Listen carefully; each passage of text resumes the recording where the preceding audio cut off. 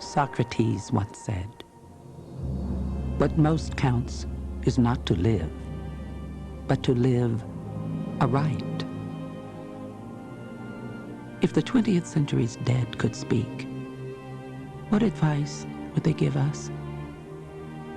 What might they tell us about a life worth living? The dream of peace, the dream of brotherhood, it is the ultimate hope of humankind.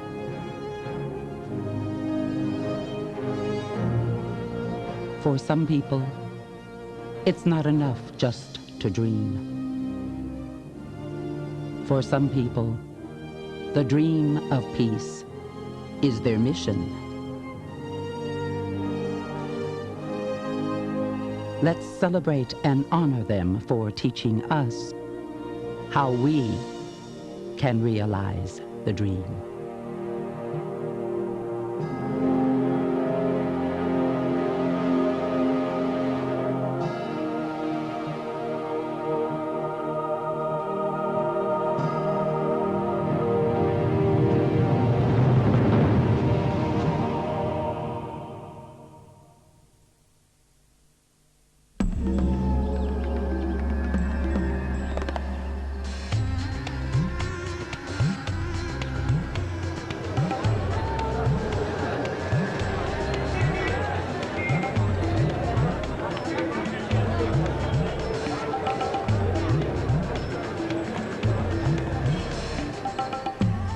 The Birla House, Delhi, India.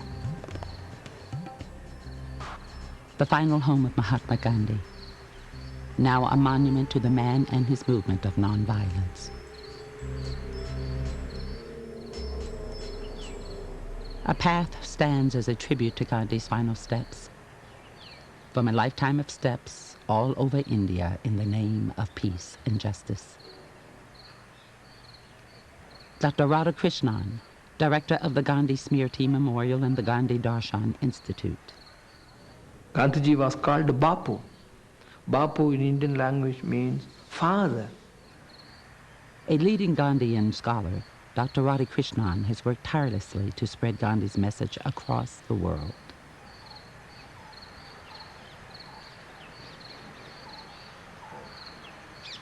Millions of people found in him the epitome of their aspirations. In 1930, India was still under British rule. Salt, an integral staple of Indian diet and well-being, was monopolized by the British and taxed heavily, causing a severe hardship to the average Indian citizen.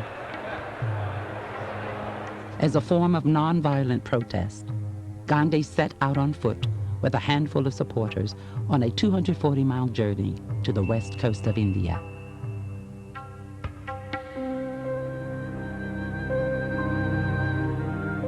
Gandhi could organize whole lot of people in order to understand human dignity, justice, why they should imbibe these qualities in their life without hating.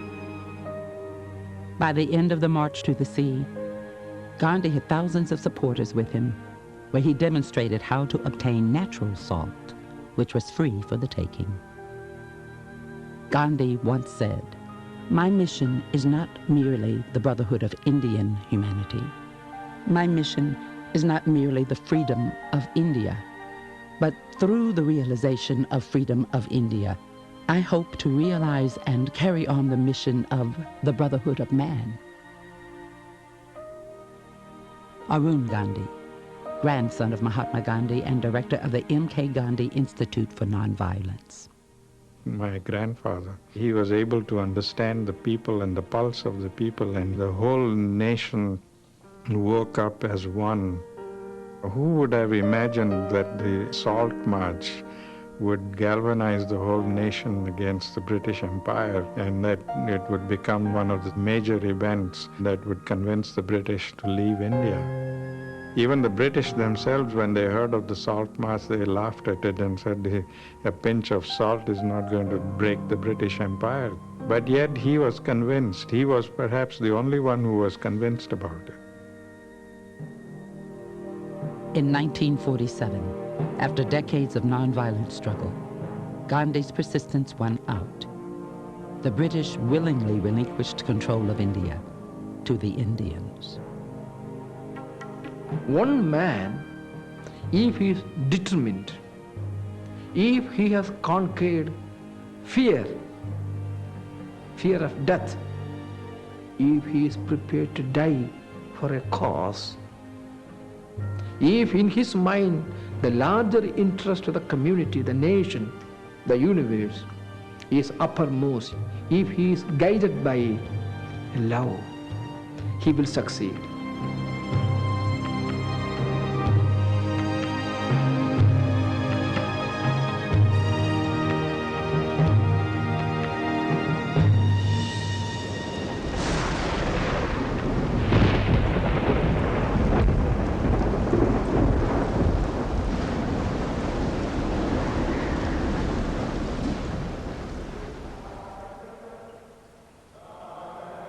Atlanta, Georgia, the campus of Morehouse College, alma mater of Dr. Martin Luther King, Jr. Morehouse has a long tradition of producing leaders. Dr. King, well, he had a mentor and a role model, Dr. Benjamin E. Mays, who was president when he was here, and indeed when I was here. And it was under Dr. Mays' leadership and tutelage that many of the ideas were formed, or at least formalized, in Martin Luther King. He was a living, visible symbol of the nonviolent application to civil rights protests. And the boycott was the first nationally visible example of that. Montgomery, Alabama, bastion of the Confederate States during the American Civil War.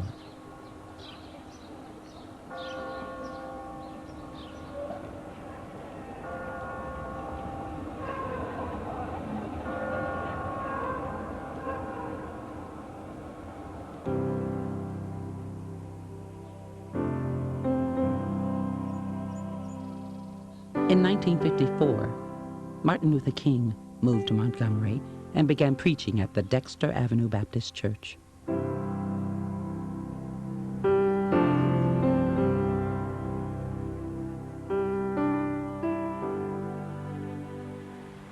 In December of the following year, Mrs. Rosa Parks made history by refusing to give up her seat. The Montgomery bus boycott began the following Monday under the leadership of Martin Luther King. The 24-year-old minister passionately devoted himself to encouraging Montgomery citizens, inspiring them to see a world where they were equals and showing them just how possible this was. Always quick to point out that theirs was a non-violent struggle, Dr. King envisioned a future when all of Montgomery's citizens would sit down at the table of brotherhood. The ordinary citizens of Montgomery rallied and stood their ground, carrying out the boycott for 381 days.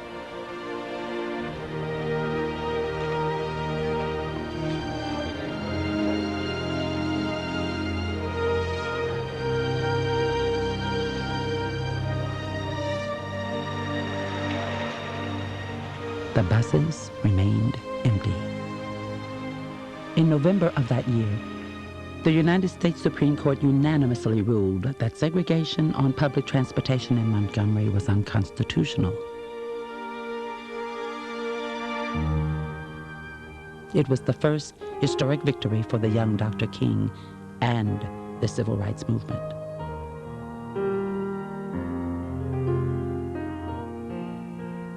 As they continued to struggle for civil rights, Dr. King and his followers faced death threats, beatings, bombings, and incarceration.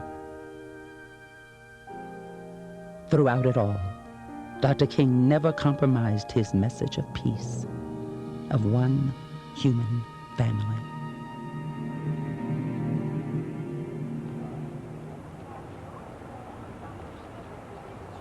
On the campus of Morehouse College, the Martin Luther King Jr. International Chapel is dedicated to perpetuating the legacy of Dr. King.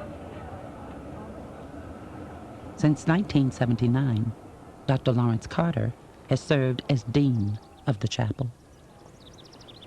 Dr. King has influenced me to think a certain way in terms of love for people across all kinds of boundaries, being able to recognize the humanity in those who oppress us. He has impressed me to think seriously about the importance of nonviolence, not just as a philosophy, but as a way of life. It's all about what Gandhi called being the change you wish to see.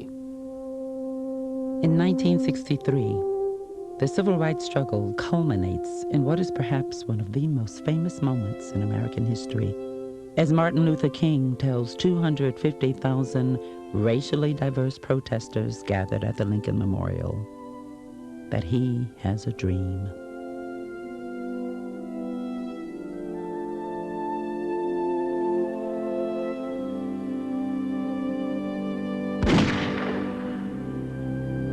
When Dr. King was killed, I was very angry. I didn't really want to accept invitations to white pulpits. I went through a phase where I wanted to blame all whites for having taken his life. I thought that he was Exhibit A of what I believed Jesus must have been like. And I naively couldn't quite understand how anybody who was so idealistic would be the object of violence and of harm. I wanted very much to be like him, and I soon came to realize that I could not be ordained as a Christian minister and not accept the invitations to preach in pulpits simply because the inviter's skin happened to be white. I discovered that I had to reconcile my values to my behavior, and either I meant this or I didn't.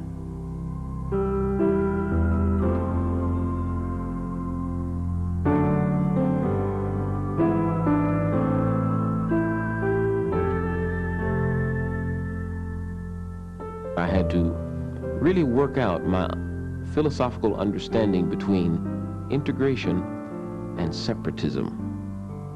And so I think that going through that period gave me a more in-depth understanding of Martin Luther King Jr. I started to appreciate that this man didn't just preach, but he was what he talked about. He was it. And so, when I came to Morehouse, I believed if we were going to fulfill Dr. King's dream, that we had to think globally.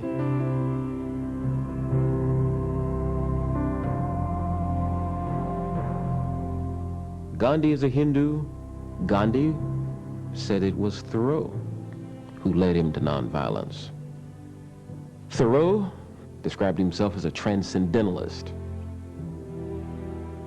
Martin King read Henry David Thoreau at Morehouse. He was a Christian. And it is quite remarkable that they all seem to have come to the same discoveries. All had in common a kind of enlightenment, being able to see past the trappings, the cultural wardrobe that our faith traditions clothe themselves in. We have a way sometimes of wanting to keep dead men on pedestals wrapped in cellophane, high above us so that we can worship them, and sometimes dream of a time that never was. But there is one who walks among us, whose name is Daisaku Ikeda, who is the living embodiment of what both Gandhi and King stood for. Who is Daisaku Ikeda? There's nothing more barbarous than war. With the opening line of his novel, The Human Revolution, Daisaku Ikeda documents his struggle to create a world in which violence and hate are no longer relevant options for the human race.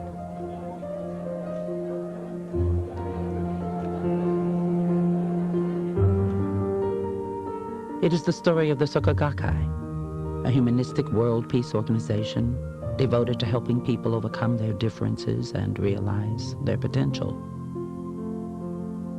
It is also Dr. Ikeda's story of living up to his mentor's will to create a better world. Daisaku Ikeda was a teenager in Japan at the time of the Second World War. The cruelty of war and the personal devastation to his family and his own life left a deep scar. He began reading works by Tolstoy, Thoreau, Whitman, and others. In 1947, he was invited to a meeting on life philosophy. There he met Jose Toda, second president of the Soka Gakkai, a lay Buddhist society. The meeting would change his life forever. Jose Toda, an educator, had gone to prison with his mentor Tsunasaburo Makoguchi for their ardent protest against Japan's imperial war.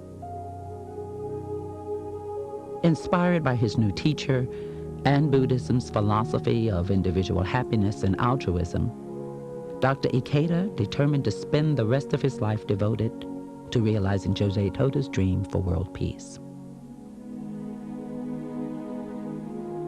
As the result of his efforts, Soka Gakkai grew from a small Japanese Buddhist association to an international global force for world peace in 163 countries. He began to gather with people of other faiths and cultures who also shared this vision of a world without violence. He worked to bring the message of Gandhi, Dr. King, and others to common citizens everywhere. As a result of his efforts, he has been recognized by leading universities and peace institutes all over the world. Establishing a school system in Japan, Hong Kong, Singapore, and Malaysia, universities in Japan and in America, cultural exchange venues, and peace institutes, Dr. Ikeda has worked tirelessly to continue the work began by Martin Luther King Jr. and Mahatma Gandhi. President Ikeda, I think, is one of the persons who has dedicated his life to the principles of nonviolence and peace.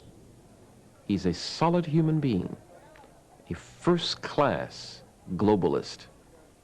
I feel like Gandhi and King and Jesus